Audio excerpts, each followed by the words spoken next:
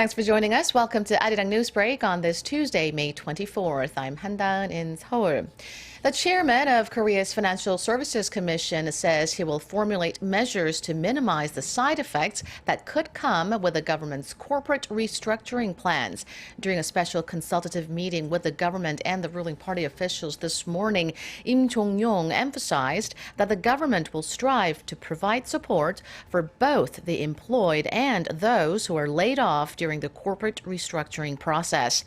Im said the government will create programs that can help them adjust to any changes in their employment situation. He added that both the government and the creditors will work to create an environment for a smooth transitioning process, as the corporate restructuring drive is necessary to help boost the ailing industry and maintain its long-term competitiveness. Another group of North Koreans working in China are believed to have fled their workplace in the hope of starting a better life in South Korea. The women are set to be in the third country awaiting a flight to the south. Connie Kim reports. A Seoul-based media outlet reports that 3 North Koreans escaped from a North Korean restaurant in Shanghai. If confirmed, it'll be the second mass defection in less than 2 months. The report says the defectors are women in their 20s and have been staying in an undisclosed East Asian nation since last week. The women reportedly decided to defect following news that 13 of their countrymen and women defected to the south from a North Korean restaurant in China. The latest defectors are said to have suffered extreme mental stress, as North Korean authorities have tightened regulations and monitoring on overseas workers since the first mass defection. It's a similar defection case to last month's. The women have been under enormous strain due to Pyongyang's toughened regulations after the previous group defection. There remains some confusion over which part of China the women were working in. There have been suggestions the women were working in Xi'an rather than Shanghai, as initial reports had stated. North Korea has attempted to make it more difficult for its overseas workers to flee since April's mass defection. Employees are reportedly banned from even going outside to stop them making a run for it. The South Korean government has yet to confirm the report, but if true, it would suggest growing instability within the North Korean regime as international sanctions start to bite. Connie Kim, ARIRANG News. The United States and Vietnam have agreed to cooperate in preventing the expansion of North Korea's nuclear power. U.S. President Barack Obama and his Vietnamese counterpart John Dai Quang made the announcement after their summit talks in Hanoi on Monday.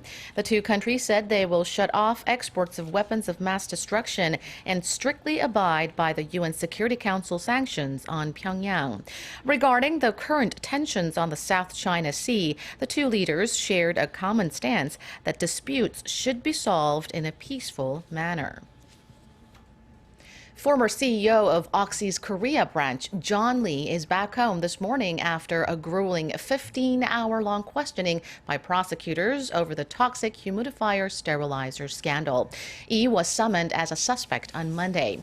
The investigation focused on whether Lee was aware of the toxicity of a deadly chemical in the product and the role of Oxy's London headquarters in the case. An arrest warrant may be issued if prosecutors secure evidence of Lee's involvement.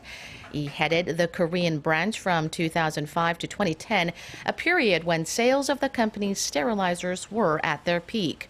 He's accused of pressing ahead with the sales of the product in question, while there were civil complaints regarding its side effects. The Islamic State militant group has killed nearly 150 people and injured hundreds more in President Bashar al-Assad's previously safe Alawite heartland in Syria. Kim Mo-gyun has the latest. The wave of bombings hit President Assad's coastal heartland, a part of the country which until now has escaped the worst of Syria's bloody civil war. According to the Britain-based Syrian Observatory for Human Rights, at least 148 people were killed and 200 injured in Monday's attacks. Syrian state media also reported the attacks but said the death toll was 78. The Islamic State militant group has claimed responsibility, saying it was targeting members of Assad's Alawite minority. Reports say 3 bombings targeted bus stations in the port city of Tartus, which is home to a Russian naval facility, and another 4 in Jableh, near a Russian-operated airbase. The latter is where President Assad comes from and remains the center of his support base.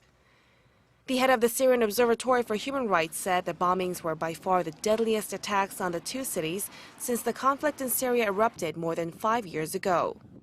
Russia has expressed concern and said the bomb blasts underscore the need to press ahead with Geneva peace talks, which broke down last month. UN Secretary General Ban Ki-moon strongly condemned the attacks and called for an end to all acts of terror. He said those behind the bombings should be held legally responsible. The war in Syria has killed an estimated 270,000 people and displaced millions since March 2011. Kim Mo-kyun, ARIRANG News.